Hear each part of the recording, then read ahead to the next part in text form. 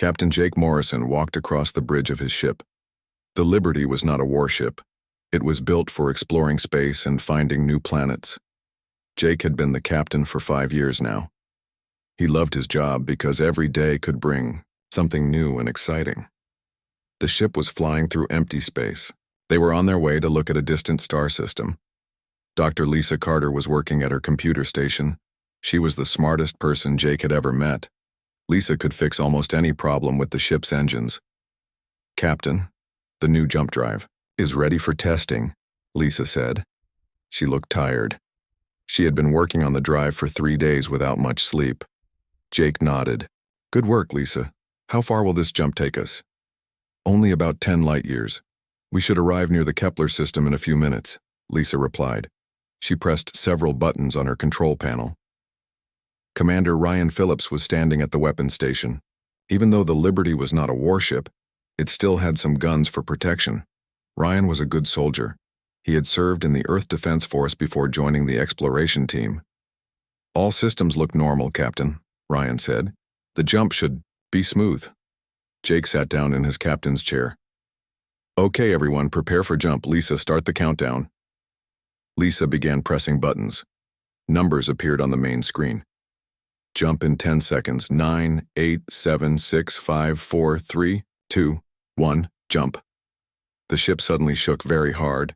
Jake was thrown from his chair. The lights went out for a moment. When they came back on, red warning lights were flashing everywhere. "What happened?" Jake shouted. Lisa was typing fast on her computer. Her face looked worried. "Something went wrong with the jump drive. We jumped much farther than planned. I'm not sure where we are." Lieutenant Amy Brooks was at the navigation station. She was looking at the star charts. "Captain, these stars don't match any of our maps. We're not anywhere near the Kepler system." Jake felt his stomach drop. Being lost in space was every explorer's worst fear. "How far did we jump?" "I'm still calculating," Amy said. "But it looks like we're thousands of light years from Earth. Maybe more." Chief Engineer Pete Johnson's voice came over the radio from the engine room. "Captain, the jump drive is completely burned out. It will take weeks to fix it, maybe longer." Jake took a deep breath. He needed to stay calm for his crew. "Okay, first things first. Are we in any immediate danger?" "No, sir," Ryan said. "All other systems are working fine." "Good.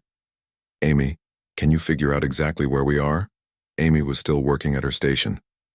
"I'm trying to match the star patterns to our database. Wait, I'm getting something on the long-range sensors." "What is it?" Jake asked. "Ships, sir, lots of them. And they're fighting." Jake stood up quickly. "Put it on the main screen." The screen showed space filled with strange ships. They were unlike anything humans had ever built. Some were long and curved like swords. Others were round like balls. They were shooting bright beams of light at each other. "My God," whispered Dr. Carter. "Those are alien ships." The crew stood in silence watching the battle. Jake had dreamed of finding alien life, but not like this. These aliens were trying to kill each other. "Can you tell who's winning?" Jake asked. Ryan studied the battle. "It looks like one group is protecting something. See those smaller ships? They're trying to get away from the fighting. The other group is chasing them." Jake watched more carefully. Ryan was right. One side was trying to protect ships that looked like they might carry families or civilians. The other side was attacking everything they could find. "Captain," Amy said, "I'm picking up signals from a planet nearby. There are cities down there, millions of people." Jake realized what was happening. The attacking ships were trying to invade the planet. The defending ships were trying to stop them. "Sir, what do we do?" Ryan asked. "We're just one small ship."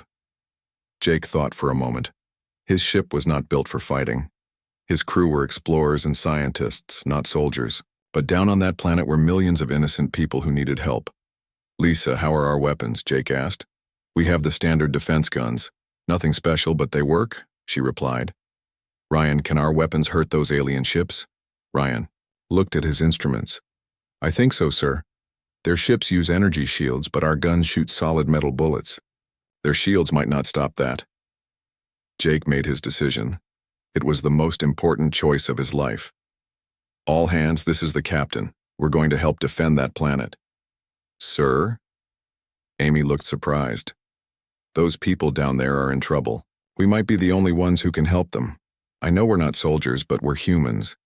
And humans don't run away when people need help. Dr. Carter smiled. I agree with the captain. We should help them. Pete's voice came over the radio again. The engines are ready, Captain. Just tell us where to go. Jake felt proud of his crew. They were scared, just like him, but they were willing to fight for strangers they had never met. Ryan, target the ships that are attacking the civilians. Amy, get us closer to the battle. Lisa, give the weapons all the power you can. The Liberty turned toward the battle. It was a small human ship flying into a war between alien races, but Jake knew they were doing the right thing. As they flew closer, Jake could see the alien ships more clearly. The attacking ships were dark and ugly. They had sharp points and looked like they were made for killing. The defending ships were more beautiful with smooth curves and bright colors. Weapons ready, Captain, Ryan said. Fire when ready, Jake ordered. The Liberty's guns began shooting. Metal bullets flew through space faster than anything the aliens had ever seen. The attacking ships' shields could not stop them. 3 enemy ships exploded immediately. The defending alien ships seemed surprised. They had never seen weapons like the human guns before. Captain, I'm getting a signal from the defending ships, Amy said. I can't understand their language, but they sound grateful. Jake smiled. Good. Let's keep fighting. We're not done yet. The Liberty continued attacking the enemy ships. For the first time in his life, Jake Morrison was fighting in a real battle. But he was not fighting for his own people or his own planet. He was fighting for aliens he had never met, on a world he had never seen. And somehow, that felt exactly right. The battle was getting more intense. The Liberty flew between the alien ships, shooting at the attackers. Jake watched as their metal bullets tore through enemy ships like paper. The alien weapons were powerful, but they had never faced anything like human guns. Captain, their shields can't stop our bullets, Ryan said with excitement. We're doing real damage. Amy was working hard at her station. Sir, I'm counting over 50 enemy ships. They're much bigger than us. Jake nodded. The Liberty was tiny, compared to the alien warships, but size didn't matter if their weapons couldn't hurt the human ship. Lisa, how are our shields holding up? Good so far, Lisa replied. Their energy weapons are hitting us, but our shields are designed differently than theirs. We can take a lot more punishment. Pete's voice came from the engine room. Captain, I've got more power for the weapons. I shut down everything we don't need right now. The Liberty's guns began firing faster. More enemy ships exploded. Jake could see the defending alien ships getting braver. They were moving closer to the enemy, fighting harder than before. Captain, Amy said, one of the defending ships is trying to talk to us. Can you put it through? Strange sounds came from the speakers. It sounded like music mixed with bird songs. Jake couldn't understand a word. Lisa, can you work on translating their language? Dr. Carter was already typing on her computer. I'm trying to match their sounds to basic mathematical concepts. If they're smart enough to build spaceships, they should understand math. The alien voice kept talking. It sounded urgent, almost desperate. I think they're trying to thank us, Amy said. The way their ships are moving, they seem grateful. Jake watched the battle continue. More enemy ships were arriving, but the human guns were making a real difference. The defending ships were winning for the first time. Captain, I'm getting basic translation working, Lisa announced. It's very simple, but I think I can understand some words. The alien voice came through again. This time, Lisa's computer changed it into words they could understand. Strange ship, thank you for help. We are Zeridians, who are you? Jake picked up the radio microphone. This is Captain Jake Morrison of the human ship Liberty. We saw you needed help. There was a pause. Then the alien voice came back, sounding amazed. Humans? We have never heard of humans. Why do you help us? We are strangers to you. Jake thought about how to answer. Because it's the right thing to do. Those other ships are hurting innocent people. Another pause. When the voice came back, it sounded very emotional. You Fight for people you don't know? This is very brave, very honorable. What's your name? Jake asked. I am Admiral Kira Voss of the Zeridian Defense Fleet. The ships attacking us are the Krillian Empire. They want to conquer our world. Jake looked at the planet below them. He could see cities glowing on the night side. Millions of people lived down there. How long have they been attacking you? Many years. They are very strong. We can only defend, never attack back. Ryan was listening to the conversation while still firing the guns. Captain, maybe we can change that. Jake understood. The Zeridians had been fighting a defensive war for years, but with human help, maybe they could actually win. Admiral Voss, we want to help you win this battle completely. Can your ships follow our lead? Yes, Captain Morrison.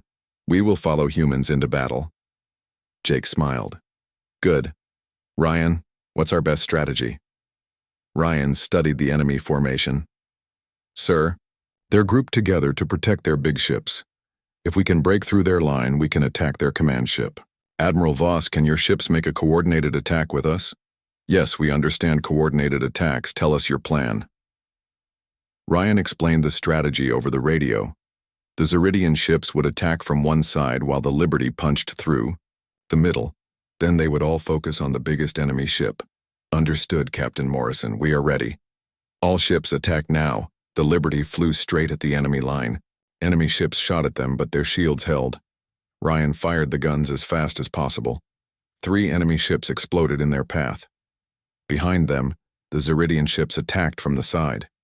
Their weapons were different from the human guns, but they were working together now. The enemy formation began to break apart. We're through their line, Amy shouted. Ahead of them was the biggest enemy ship. It was massive, bigger than a city block. Dark and threatening, it looked like it was made for destroying planets. That must be their command ship, Jake said. All weapons, fire. The Liberty's guns hammered the big ship. For the first time, Jake saw their bullets bounce off its thick armor. This ship was much stronger than the others. Captain, our guns aren't getting through, Ryan said. Admiral Voss's voice came over the radio. Human ship, we will help. Our weapons are stronger than yours, but we need you to break their shields first. How do we do that? Keep shooting at the same spot. Your bullets will eventually break through. Ryan focused all their guns on one section of the enemy ship's shields. Slowly, the shields began to flicker and spark. Their shields are weakening, Amy reported. Now, Admiral Voss. The Zeridian ships fired their energy weapons at the same spot. The enemy ship's shields collapsed completely. Then the Zeridian weapons hit the ship's armor, cutting deep holes in its hull. The enemy command ship began to retreat. Other enemy ships started following it, running away from the battle. They're retreating, Jake shouted. The Zeridian ships cheered over the radio. Jake could hear celebration in their voices, even through the translation computer. Captain Morrison, you have given us our first victory in many years. How can we thank you? Jake thought about their situation. They were lost in space, thousands of light years from home. Their jump drive was broken. They needed friends. Admiral Voss, we need your help too. Our ship is damaged and we're far from home. Of course, Captain, any friend of the Zeridians is welcome here. Follow us to our space station. As the Liberty followed the Zeridian ships toward the planet, Jake felt amazed by what had just happened. A few hours ago, they were lost and alone. Now they had new alien friends and had won their first space battle. Captain, Lisa said, I'm getting more signals from other ships. I think word is spreading about what we did here. What kind of signals? Ships from other species. They want to know about the humans who helped the Zeridians win. Jake realized their accidental arrival had created something much bigger than just one battle. News of humanity was spreading across this part of the galaxy. Sir, Amy said, Admiral Voss is sending us docking instructions for their space station. She wants to meet us in person. Jake looked at his crew. They all looked excited and nervous. They were about to meet their first aliens face to face. This is it, everyone. We're about to make first contact with another species. Let's make sure we represent humanity well. The Liberty flew toward the Zeridian space station. It was beautiful, with flowing curves and bright lights. It looked like art rather than a military base. As they got closer, Jake could see Zeridian ships docking. He wondered what the aliens looked like. Were they friendly? Could humans and Zeridians really be friends? Soon they would find out. The adventure was just beginning. The Zeridian space station was amazing. Jake had never seen anything so beautiful. The walls curved like ocean waves, and soft blue light came from everywhere. The air smelled like flowers after rain. Admiral Kira Voss was waiting for them at the docking bay. She was tall and graceful with silver skin that seemed to glow. Her eyes were large and kind like a deer's eyes. When she spoke, her voice sounded like gentle music. "Welcome, Captain Morrison. I am honored to meet the brave humans." Jake shook her hand carefully. Her skin felt warm and smooth. "The honor is ours, Admiral. Your people fought very bravely today. Please follow me. There are others who want to meet you." They walked through the station's corridors. Jake saw many Zeridians working at different jobs. They all stopped to look at the humans with curiosity and respect. Admiral Voss led them to a large room with a curved ceiling that showed the stars outside. Several other Zeridians were waiting there, along with some beings that looked completely different. "Captain Morrison, I want you to meet representatives from the Galactic Council." Jake stared in amazement. There were aliens from many different species. One looked like a walking tree made of crystal. Another was covered in blue fur and had 4 arms. A third looked like a dolphin but walked on 2 legs. The crystal tree being spoke first. Its voice sounded like wind chimes. "I am Chancellor Thymos of the Altarian Republic. We represent the Galactic Council, an alliance of 43 different species." Jake tried not to show how shocked he was. 43 different alien species all working together. "It's an honor to meet you, Chancellor. I'm Captain Jake Morrison, representing humanity." "Tell us about your people, Captain Morrison." "We have never heard of humans before." Jake looked at his crew. Dr. Carter nodded encouragingly. "We come from a planet called Earth. We've been exploring space for about 200 years, but we've never met other intelligent life before today." The blue, furry alien stepped forward. "I am Professor Zexhai of the Quellan species. How did you develop weapons that can defeat Krillian shields?" Lisa answered this question. "We use kinetic weapons, solid projectiles fired at very high speed. We didn't know about energy shields when we developed them." "Fascinating, Professor," Zexhai said. "Your technology developed along completely different lines than ours." Chancellor Thymos made a sound like gentle bells ringing. "Captain Morrison, we must tell you about the situation in our galaxy. The Krillian Empire has been expanding for 3,000 years. They conquer peaceful worlds and enslave the populations." The dolphin-like alien spoke next. "I am Commander Rethnor of the Thexian Defense Corps. The Krillians control nearly 1/4 of all inhabited star systems. We have been fighting them for centuries, but we can only defend ourselves. We cannot defeat them."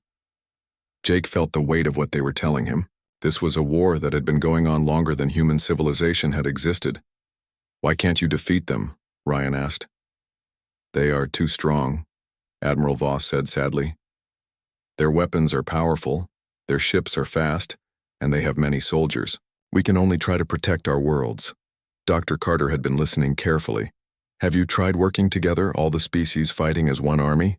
"We do coordinate our defenses," Chancellor Thymos replied. "But our species fight very differently. It is hard to work as one force." Jake was beginning to understand. The Galactic Council species were all defensive fighters. They had been thinking defensively for so long that they couldn't imagine attacking and winning. "What if we could help you fight differently?" Jake asked. "What do you mean?" Commander Rethnor asked. Ryan stepped forward. "Captain, may I explain our military thinking?" Jake nodded. Ryan was their best tactical officer. "In human warfare, we don't just defend. We attack the enemy where they're weak. We work together, using each army's strengths to support the other's weaknesses." The aliens looked confused. Professor Zexhai asked, "You mean you actually try to win wars, not just survive them?" "Exactly," Jake said. We fight to end the war completely. There was silence in the room. The aliens seemed to be thinking about this idea. Finally, Chancellor Thymos spoke. Captain Morrison, would your people be willing to join our alliance and help us learn these new ways of fighting? Jake thought about it. They were just one ship far from home. But these people needed help, and humans had something valuable to offer. I can't speak for all of humanity, Jake said, but I can speak for my crew. We want to help you. Admiral. Voss made a happy musical sound. This is wonderful news. But, Jake continued, we'll need a way to contact our homeworld. Our people need to know what we've discovered here. Of course, Chancellor Thymos said. We will help you send a message to Earth, and we will send our own ambassadors to meet with your leaders. Dr. Carter asked, how long will it take to send a message to Earth? Professor Zexhai calculated quickly. With our fastest communication systems, about 6 months. Jake nodded. That's acceptable. In the meantime, we'll help you however we can. Excellent, Commander Rethner said. We can begin immediately. Our military leaders are very eager to learn human fighting techniques. Over the next few hours, Jake and his crew met with dozens of alien representatives. Each species had different abilities and technologies. The Altarians could create nearly indestructible shields. The Quellans were masters of underwater and space navigation. The Thexians had incredibly fast ships, but none of them had ever thought of combining their abilities into one unified fighting force. This could work, Ryan said to Jake privately.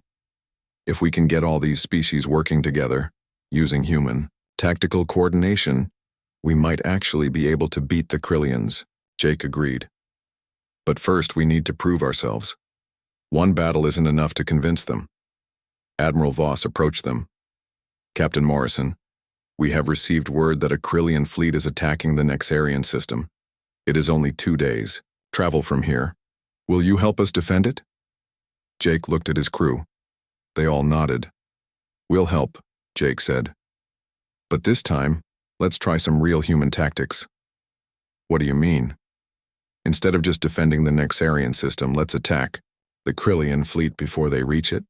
Let's surprise them. The aliens looked shocked. Attack them in open space? That is very dangerous. All good tactics are dangerous, Ryan said. But if we plan it right, we can win with fewer casualties. Chancellor Thymos thought for a moment. Very well. We will try your human way of fighting, but you must lead the attack. Jake felt the responsibility of command. He was about to lead alien ships into battle using human tactics. If he failed, these people might lose faith in humanity forever. We'll do it, Jake said. But we'll need complete coordination between all the ships. You will have it, Admiral Voss promised. As the aliens began preparing their fleets, Jake realized that humanity had accidentally stumbled into something much bigger than first contact. They had become the leaders of an alien alliance in a galactic war. And somehow, that felt exactly right. 6 months had passed since the Liberty first arrived in alien space. Jake Morrison was no longer just a ship captain. He was now Admiral Morrison, leader of the first joint human-alien fleet in galactic history. The message to Earth had been sent, and the reply had finally arrived. Earth was sending a full diplomatic mission and military advisors. But for now, Jake and his crew were humanity's only representatives in the galaxy.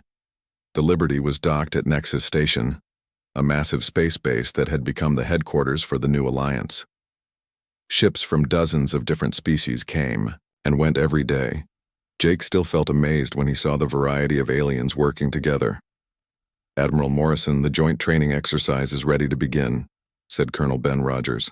He had been promoted from the Liberty's head of security to train alien soldiers in human fighting methods. Jake walked to the command center. Through the large windows, he could see a mixed fleet of ships preparing for battle practice. Zeridian ships flew alongside Altarian crystal vessels. Quellan bioships moved with Thexian speedfighters. How are the alien crews adapting to human tactics? Jake asked. Better than expected, Ben replied. The Zeridians understand teamwork naturally. The Altarians are excellent at following precise orders. The Quellans are great at adapting to new situations. And the Thexians? Ben smiled. They love aggressive tactics. I think they were getting tired of always playing defense. Dr. Carter approached them. She had been working with alien scientists to create new hybrid technologies. Admiral, you need to see what we've developed. She led them to a laboratory where several aliens were working alongside human engineers. In the center of the room was a weapon that looked like it was built from parts of many different ships. We combined human projectile weapons with Altarian power systems and Zeridian targeting computers, Lisa explained. The result is a gun that can punch through any known shield and hit targets at incredible distances. Jake examined the weapon. How effective is it? In tests, it destroyed a full-sized asteroid with one shot, said Professor Zexhai, who was part of the development team. Impressive. How many can we build? We have enough parts to outfit the entire fleet, Lisa said. Every ship will have these new weapons within a week. Jake felt hopeful. The Alliance was getting stronger every day, but he knew the real test would come when they faced the Krillian Empire in serious combat. Admiral, Ryan said, approaching with a serious expression. We've received a priority message from Admiral Voss. There's been an attack on the Valerian colonies. Jake's mood darkened. The Valerians were a peaceful species that had joined the Alliance only 2 months ago. They had no military and depended on others for protection. How bad is it? 3 colonies destroyed, millions dead. The Krillians used a new type of weapon that destroys entire planets. Jake felt anger rising in his chest. The Krillians weren't just conquering worlds anymore. They were committing genocide. Where's the attack fleet now? Heading for the Valerian homeworld. Admiral Voss estimates they'll arrive in 4 days. Jake made his decision. Assemble the joint fleet. We're going to stop them. Sir, Ryan said carefully. Intelligence reports say this is the largest Krillian fleet ever assembled. Over 300 ships, including their new superweapons. How many ships do we have? 67 mixed alliance vessels. Jake knew the numbers didn't look good, but he also knew that numbers weren't everything in warfare. Ben, gather all the alien commanders. We're going to plan the biggest offensive operation in galactic history. 2 hours later, Jake stood in front of a room full of alien military leaders. Some looked confident, others seemed worried. All of them were willing to follow human leadership. Friends, Jake began, the Krillians think they can terrorize us into surrender by destroying innocent planets. They're wrong. We're going to show them that attacking civilians only makes us fight harder. Admiral Voss spoke up. Admiral Morrison, our combined fleet is strong, but we are still outnumbered 5-1. Numbers don't win battles, Jake replied. Tactics and courage win battles, and we have better tactics than they do. Jake activated the holographic display in the center of the room. It showed the Valerian system and the approaching Krillian fleet. Here's our plan. The Krillians expect us to defend the Valerian homeworld. Instead, we're going to attack them while they're still traveling through empty space. Commander Rethner looked confused. But they will be ready for battle during their approach. No, they won't, Ryan said, stepping forward.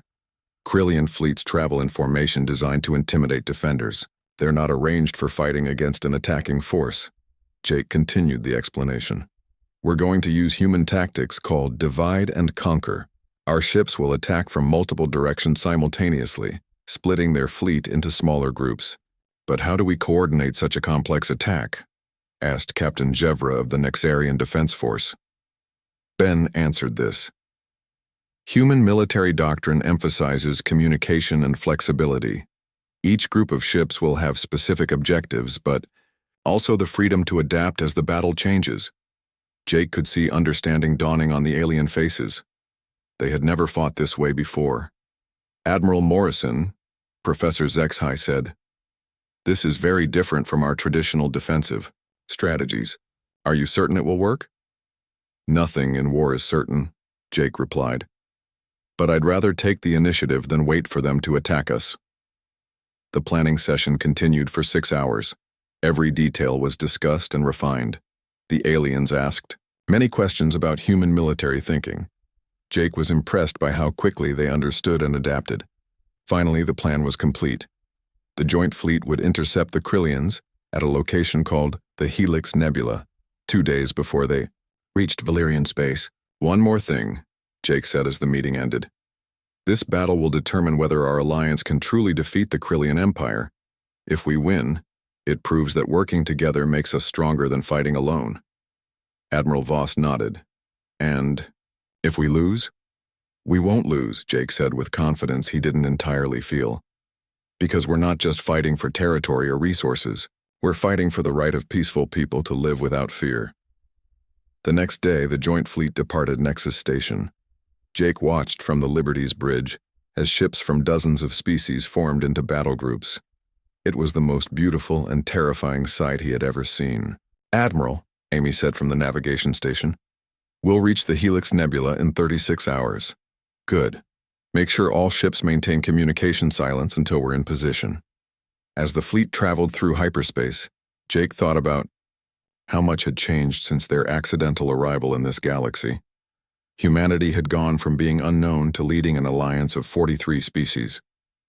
Sir, Lisa said, I'm reading some interesting energy signatures from the alien ships. The technology integration is working better than we hoped. What do you mean? The hybrid systems are making all our ships more effective. Human tactics with alien technology is a powerful combination. Jake smiled.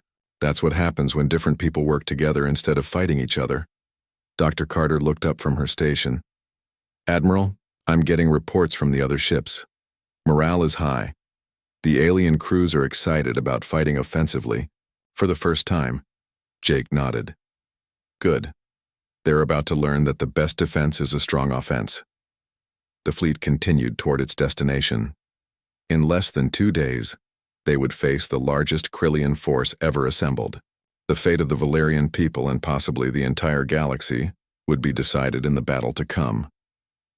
Jake looked at his mixed crew of humans and aliens working together on the bridge.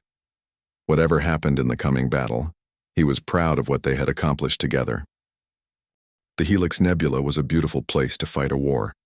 Colorful clouds of gas swirled around ancient stars, creating a maze of light and shadow. But Admiral Jake Morrison wasn't thinking about beauty. He was focused on the 300 Krillian ships approaching through the nebula. Admiral, all fleet groups are in position, reported Commander Ryan Phillips from the tactical station. Jake studied the holographic display. The Joint Alliance fleet was spread across the nebula in 5 attack groups. Each group had ships from different species using their combined strengths. What's the status on our new weapons? Jake asked. Dr. Lisa Carter checked her instruments. All ships report their hybrid weapon systems are fully operational. We've got more firepower than any fleet in galactic history. Through the bridge windows, Jake could see Zeridian ships waiting alongside Altarian crystal vessels. Quellan bioships pulsed with organic energy, while Thexian fighters darted between larger vessels. It was amazing how well the different species worked together now. Admiral Morrison, came Admiral Voss's voice over the communication system. Krillian lead elements are entering the nebula. They're maintaining their intimidation formation. Perfect, Jake replied. They think they're still traveling to attack a defenseless planet. Ryan, give the signal to all groups. All groups, this is command. Operation Freedom begins now. Attack. The nebula erupted into chaos. Alliance ships attacked the Krillian fleet from 5 different directions simultaneously. The Krillians had never faced anything like this coordinated assault. Jake watched as the first wave of hybrid weapons struck the enemy ships.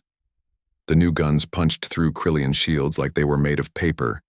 Dozens of enemy vessels exploded in the first 30 seconds. Group 3 reports successful penetration of the enemy left flank, Amy Brooks announced from communications.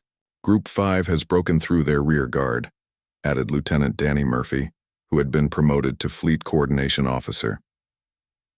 The Krillian fleet was in trouble. Their ships had been arranged to look threatening, not to fight effectively. Alliance vessels were cutting through their formation like knives through bread, but the Krillians were not helpless. Their ships began regrouping into defensive circles. Return fire started hitting Alliance vessels. We're taking casualties, Ryan reported. The Nexarian cruiser Starfire has taken heavy damage. Order them to fall back for repairs, Jake commanded. Group 2, move to cover them. This was the advantage of human tactics. When one ship was hurt, others immediately moved to help. The Corellians fought as individuals, but the Alliance fought as one organism. "Admiral," Lisa called out urgently, "I'm detecting massive energy readings from the center of the Corellian fleet. Something big is powering up." Jake looked at the display. The largest Corellian ship was 3 times bigger than anything else in their fleet. Energy was building around its main weapon. That must be their planet killer weapon, Jake realized. The same type they used on the Valerian colonies. "Sir, if they fire that thing in here, it could destroy half our fleet," Ryan said with worry in his voice. Jake made a quick decision. "All ships, new priority target. Focus everything on that big ship. We have to stop them from firing." The Alliance fleet changed direction like a school of fish. Every ship that could fire began shooting at the massive Corellian vessel, but its shields were incredibly strong. Even the hybrid weapons barely scratched it.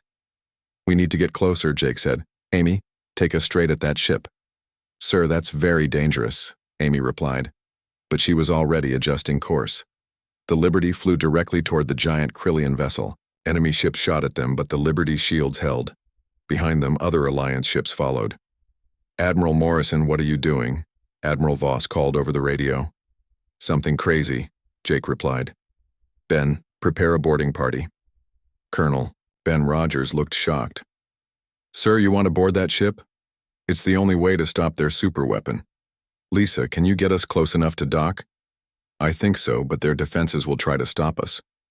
"That's what the rest of the fleet is." 4. All ships concentrate fire on the docking area of the enemy command ship. We're going aboard." The Alliance fleet understood immediately. Every ship began shooting at one small section of the giant Corellian vessel. The concentrated firepower finally broke through their shields. "Docking bay shields are down," Lisa announced. "Take us in," Jake ordered. The Liberty flew into the Corellian ship's landing bay, followed by several smaller Alliance vessels. Alien troops poured out of the ships, ready for battle.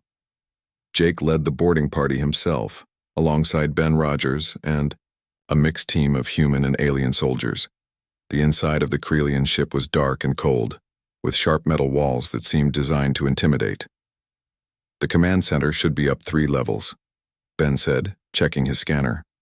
They fought, their way through corridors filled with Corellian soldiers. The Corellians were tough fighters, but they had never faced the coordinated tactics of human-trained alien troops. Finally, they reached the command center. Through the large doors, Jake could see a massive Corellian in ornate armor standing before a huge control panel. This had to be Emperor Vextar himself. "The superweapon is charging," shouted Chief Petty Officer Rick Martinez, who had become an expert on alien technology. 30 seconds until it fires. "Ben, take half the team and secure the weapon controls. I'm going after the Emperor." Jake burst through the doors with several soldiers behind him. Emperor Vextar turned to face them. He was enormous, over 8 feet tall, with scales like black armor and glowing red eyes. "So the humans finally show themselves," the Emperor hissed. "You are the ones who dare to challenge the Corellian Empire." "We're the ones who are going to stop you," Jake replied, raising his weapon. "Foolish creatures. You cannot stop what has been destined for 3,000 years. The Emperor activated a personal shield and drew a massive energy sword. Jake and his soldiers opened fire, but their bullets bounced off the shield. "Admiral, the weapon fires in 10 seconds, Rick called. Out Jake realized he had to do something desperate. He dropped his gun and charged straight at the Emperor. The alien swung his energy sword, but Jake rolled under it and grabbed the Emperor's shield generator. 8 seconds, Rick shouted. Jake ripped the shield generator from the Emperor's armor. Without the shield, the alien leader was vulnerable. Ben and his team immediately shot the Emperor with stun weapons. "Rick, can you stop the weapon?" "I'm trying." Rick was frantically working at the control panel. 3 seconds, 2, 1. The weapon powered down just before firing. Rick had managed to shut it off with 1 second to spare. "Target neutralized," Ben reported. "Emperor Vextar is unconscious." Outside, the battle was ending. With their leader captured and their superweapon disabled, the Corellian fleet was surrendering. For the first time in 3,000 years, The Krillian Empire had been defeated in open battle. Admiral Morrison, Admiral Voss's voice came over the radio. The Krillian fleet is requesting terms of surrender. Jake looked around the command center. They had captured the Krillian Emperor and his most powerful ship. The Alliance had won a complete victory. Tell them we'll accept their surrender, Jake said. But first, they have to release all the worlds. They've conquered and promised never to attack peaceful planets again. Over the following weeks, the peace negotiations transformed the galaxy. The Krillian Empire agreed to give up half their territory and allow free elections on all their conquered worlds. Emperor Vextar was put on trial for war crimes. Jake stood on the observation deck of Nexus Station, watching ships from dozens of species working together. The galaxy was at peace for the first time in thousands of years. Admiral, Lisa said, joining him at the window. We just received another message from Earth. The main diplomatic fleet will arrive next month. Good, Jake replied. Humanity will have a lot to contribute to this galactic community. Admiral Voss approached them, accompanied by Chancellor Thymos and several other alien leaders. Admiral Morrison, Chancellor Thymos said, the Galactic Council has made a decision. We want to invite humanity to become a founding member of the new Galactic Federation. Jake smiled. What would our role be? Military advisors and peacekeepers, Admiral Voss replied. Your people have shown us how different species can work together to accomplish impossible things. Jake thought about how far they had come since that accidental jump 6 months ago. They had been lost explorers then. Now they were helping to build a peaceful galaxy. We accept, Jake said. But remember, we're not interested in ruling anyone. We just want to help keep the peace. That is exactly why you are perfect for the job, Chancellor Timos replied. As Jake watched the mixed fleet of ships patrol the space around the station, he reflected on humanity's place in the galaxy. They had entered by accident, but they had earned their position through courage and determination. Dr. Carter joined the group at the window. You know, Jake, when we first got lost out here, I thought it was the worst thing that could happen to us. And now, Jake asked. Now I think it was the best thing that ever happened to the galaxy. Jake nodded. Humanity had found its place among the stars, and the galaxy was better for it. They had proven that when different people worked together, they could accomplish anything.